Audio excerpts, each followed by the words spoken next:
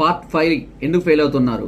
ఇందులో ముఖ్యంగా చాలా మంది కొంత ఏజ్ వచ్చిన తర్వాత 30-35 ఇయర్స్ వచ్చినా కూడా మ్యారేజ్ చేసుకోకపోవడం వల్ల ఏమవుతుందంటే సర్టెన్ ఏజ్లో మ్యారేజ్ చేసుకొని పార్టిసిపేషన్ అనేది చేయకపోతే హార్మోన్స్ అనేది డెవలప్మెంట్ అనేది రెగ్యులర్గా ఉండదు. కాబట్టి అందుకే పెద్దవాళ్ళు ఏమంటారంటే ఏ వయసులో చేయాల్సిన కార్యాలు ఆ వయసులో చేయాలంటారు. 30 సంవత్సరాలు వచ్చినా సెటిల్ కావాలి అనే తాపత్రయంతో లేదా ఇంట్లో వాళ్ళకి ఇంకా పెళ్లి కావాలని ఏదో ఒక కారణం వల్ల 30 ఎబో దాకా కూడా వీళ్ళు మ్యారేజ్ చేసుకోకపోవడం వల్ల హార్మోన్స్ అంటే రెగ్యులర్ అంటే బాడీకి కావాల్సినటువంటి ఫీలింగ్స్ రావడం, హార్మోన్స్ అంటే ఉపయోగించుకోవడం, సెక్స్ పార్టిసిపేషన్ లాంటివి చేయకపోవడం వల్ల హార్మోన్స్ పెరుగుదల అనేది తగ్గిపోతూ ఉంటుంది క్రమక్రమంగా. ఇది ఆవు పాలలాగా ఎప్పుడు పిండుతుంటే పాలు వస్తాయో అలాగే ఎప్పుడు కూడా వీటిని ఉపయోగించుకున్న కొద్దీ అవి డెవలప్ అవుతూ ఉంటాయి. అన్ని సంవత్సరాలు ఆపడం వల్ల అవి కూడా క్రమక్రమంగా తగ్గిపోవడం అనేది జరుగుతూ ఉంటుంది.